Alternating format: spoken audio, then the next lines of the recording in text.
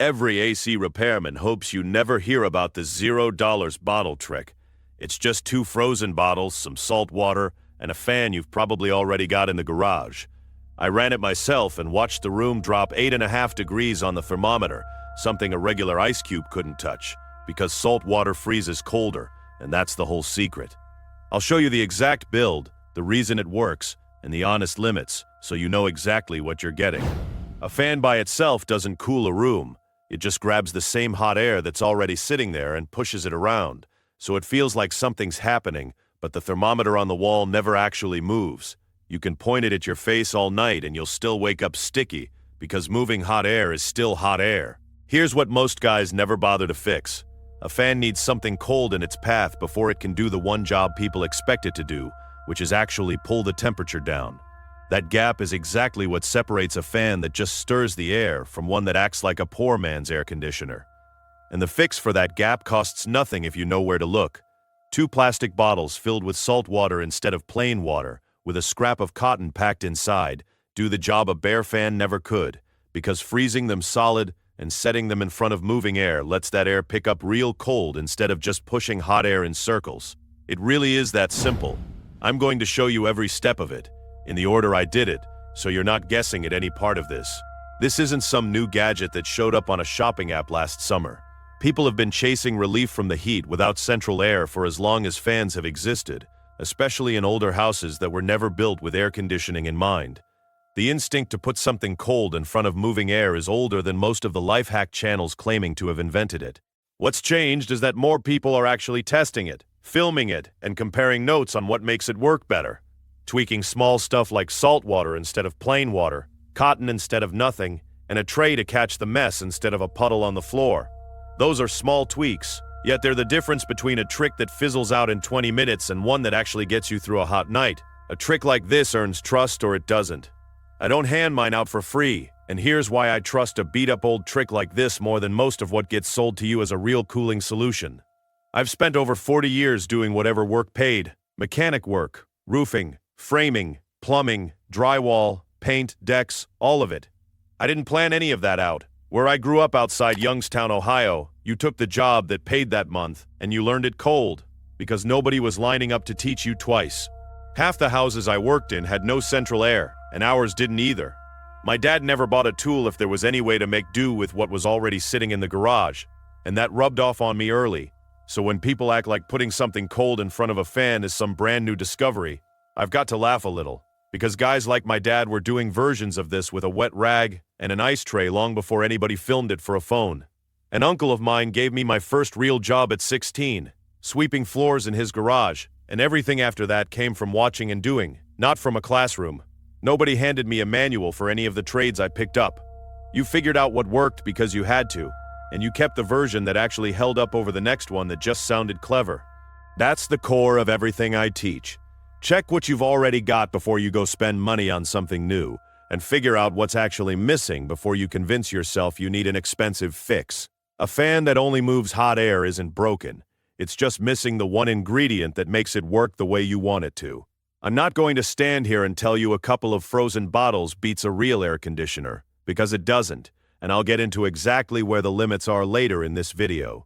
What I will tell you is that I don't put my name on a trick unless I've actually built it myself and watched what it does, not just repeated what some ad promised. Now let's get into it. It starts with exactly how I built this thing, step by step, the same way I'd actually walk my own son through it.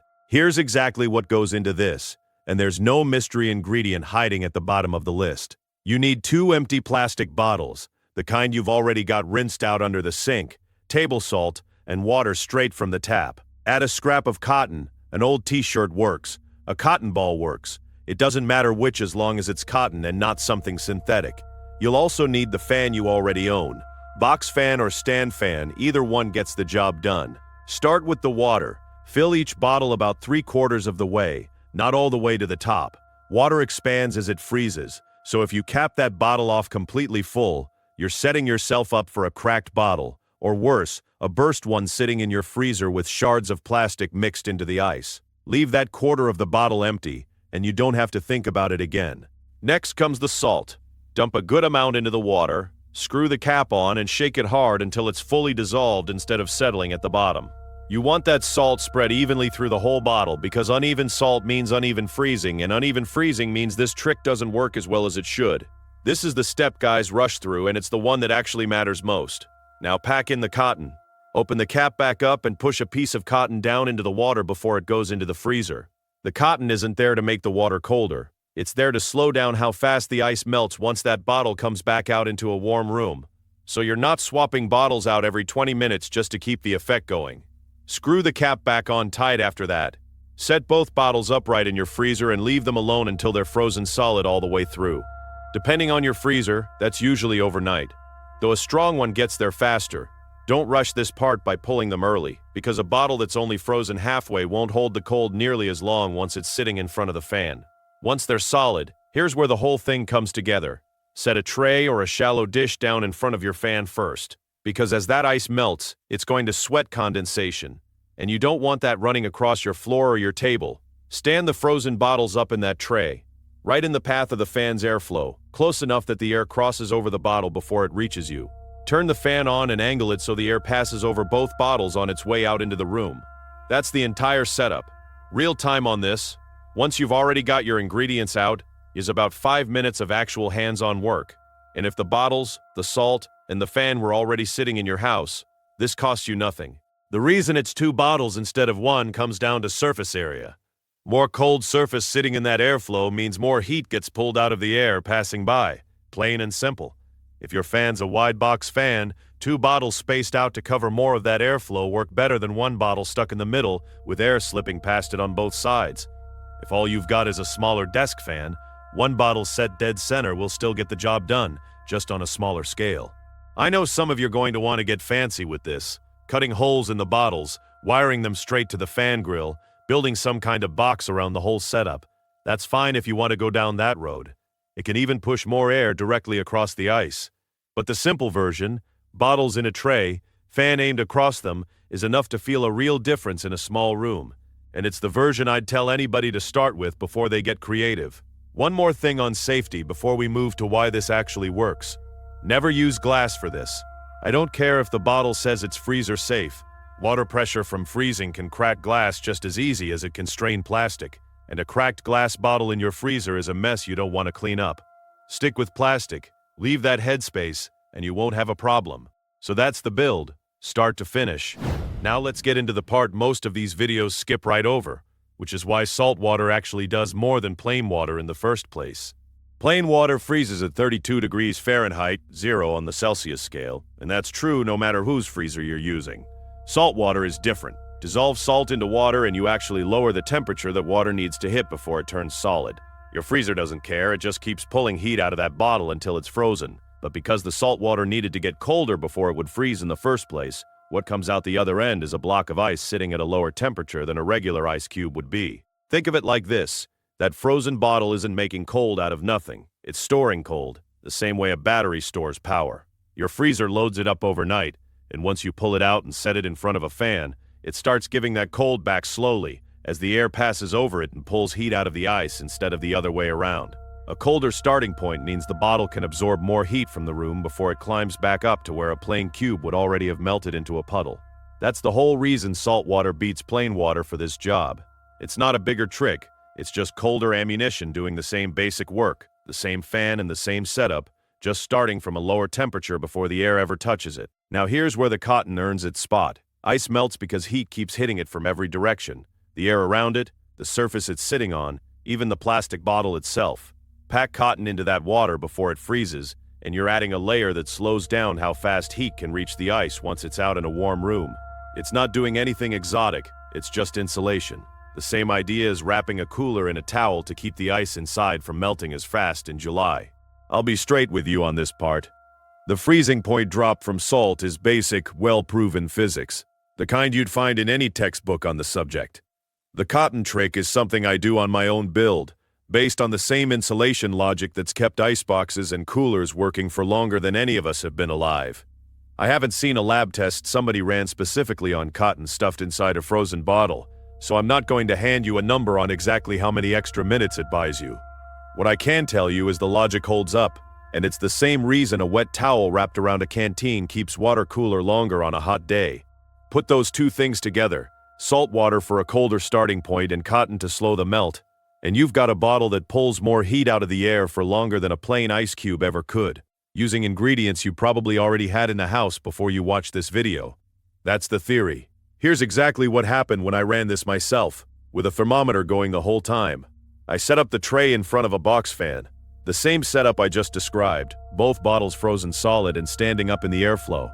Before I turned anything on, I set a thermometer at sitting height, a few feet out in front of the fan, right about where you'd actually be sitting or lying down in that room. The room was already sitting hot, 36.5 degrees Celsius, which is right around 98 degrees Fahrenheit. That's about skin temperature, so the air felt like it wasn't moving at all. I flipped the fan on and let it run. Within a few minutes, you could already feel a difference standing in front of it. That cool patch of air hitting different than the dead warm air sitting in the room before. I let the thermometer keep tracking the whole time instead of just eyeballing it, because I wanted real numbers, not a guess. I checked, and the room had dropped to 31.8 degrees Celsius. That's an 8.5 degree Fahrenheit drop. Tracked in real time, no camera tricks, no cutting between shots to make it look faster than it was. For a trick built out of 2 bottles and some salt, that's a real difference. The kind you'd actually feel walking into that room after being outside in the heat. I want to be straight about what that number means and what it doesn't. That drop happened in the zone right in front of the fan, not evenly across the whole house. Air conditioning works because it's cooling the entire space and holding it there. This works because it's putting cold air specifically in the path of that fan, right where you're sitting, and letting the rest of the room catch up as best it can. It's a localized fix, not a whole house fix, and I'd rather tell you that straight than let you think this replaces central air. But for a bedroom on one bad night, or a small room where running a window unit isn't in the cards, an 8.5 degree drop right where you're sitting is nothing to shrug off. Let's talk about where this trick earns its keep. And I'll tell you where I'd say not to bother. This works best in small, closed-off spaces. A bedroom at night is the obvious one, since you're already lying still in one spot for hours, right in the zone where this trick does its best work. A small home office, a workbench in the garage, a kid's room without its own AC unit, all of those are good fits for the same reason, because it comes down to a small space, one fan, and you sitting close enough to actually feel the cold air crossing those bottles. Where it starts to fall off is anywhere open or spread out. A big living room with high ceilings is going to swallow that cold air fast, spreading it out until you barely notice it. This trick isn't built to fight a whole floor of a house, it's built to win a small battle in a small room, and you'll get the most out of it if you respect that instead of expecting it to do more. One frozen bottle typically buys you a few hours of real cooling before it warms up too much to keep pulling heat out of the air the way it did at the start. That's not an exact number. It's going to shift depending on how hot your room runs and how hard your fan's working, but a few hours per bottle is a fair expectation to plan around.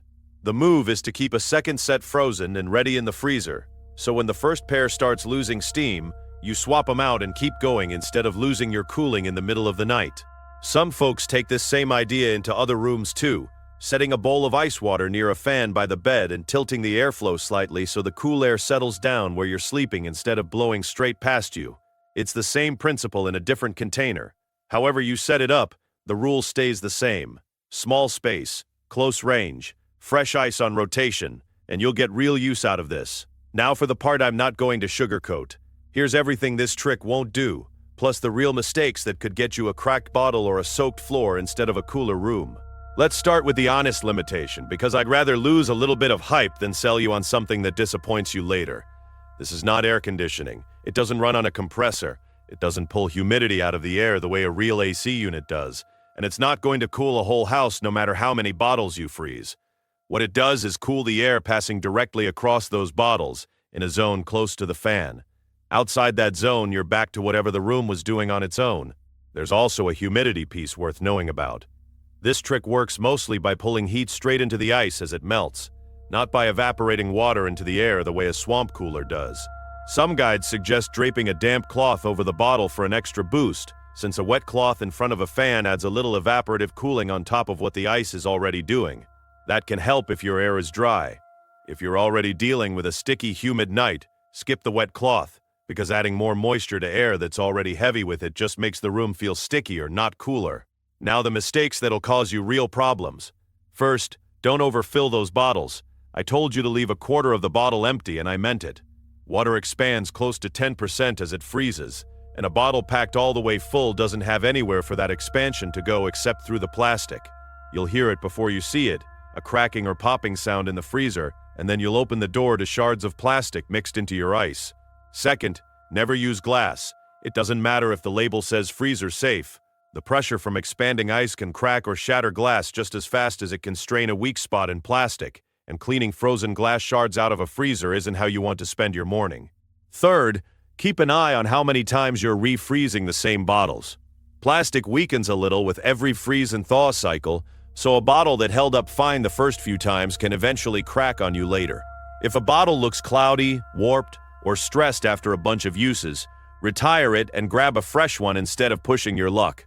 Last, if you're building anything more involved than the simple tray setup, cutting bottles, wiring them onto the fan itself, always unplug the fan first before you touch anything near the blades. It sounds obvious until somebody's in a hurry and forgets. A spinning blade doesn't care how good your trick is. Follow those rules and you'll get a cooler room without any of the headaches. Now let's talk about why you've probably never heard any of this from anybody trying to sell you an air conditioner, and it's not because they're hiding some secret formula. I don't think the AC industry is running some big cover-up, and I'm not going to dress up a simple point with a conspiracy just to make this video sound bigger than it is. Here's the honest version. Nobody who makes money installing units, running service calls, or selling you a bigger box every few summers has any reason to mention the version that costs nothing and uses stuff you already own. I worked alongside contractors for years, doing the same kind of work, watching the same jobs get bid out. Guys like that would quote a homeowner a few $100 for a repair I knew cost pennies in parts and maybe 40 minutes of actual labor. And it wasn't because they were crooked. The markup isn't some scandal, it's just the cost of convenience. And convenience is a real thing people are willing to pay for. A guy shows up, installs your unit, services it every spring, and you never have to think about it again. That's worth something to plenty of folks. And I'm not knocking anybody for paying for it. But convenience and necessity are two different things, and a lot of what gets sold to people falls into the second category when it should really fall into the first. The internet's especially guilty of this, pushing expensive gadgets and specialty coolers at people who had a simpler fix sitting in their kitchen the whole time. Half these home improvement channels are selling you a toolbox, not a solution, and something built from 2 frozen bottles and a pinch of salt doesn't fit anywhere in that business model. Nobody's advertising it because there's nothing to sell. That's really the difference between this and a real system. An air conditioner earns its cost because it's doing a job this trick can't touch, cooling and pulling humidity out of a whole house around the clock without you lifting a finger. This isn't trying to replace that, and I already told you as much earlier in this video. What it replaces is the assumption that you've got no options at all on a bad night until you can afford one. So before you go convince yourself you need to spend real money just to get through a heat wave, check what you've already got in the freezer in the garage first. That's the whole philosophy I've built everything I teach around. It applies here just as much as it applies to a driveway or a deck. Alright, let's wrap this one up. You've got everything you need now, the build, the reason it works, and exactly what to do with it the next time the heat won't let up. It's 2 bottles, salt water, a little cotton, and a fan you already own. That's the whole build, and it costs you nothing if the pieces are already sitting in your house. Go check your freezer tonight, before the next hot one hits, and get a set of these frozen and ready to go. Drop a comment and tell me what you've used to get through a hot night without paying for it, because I read every one of them. And if you want more of this same use what you've got thinking applied to the rest of your house, stick around, because that's exactly what's coming next.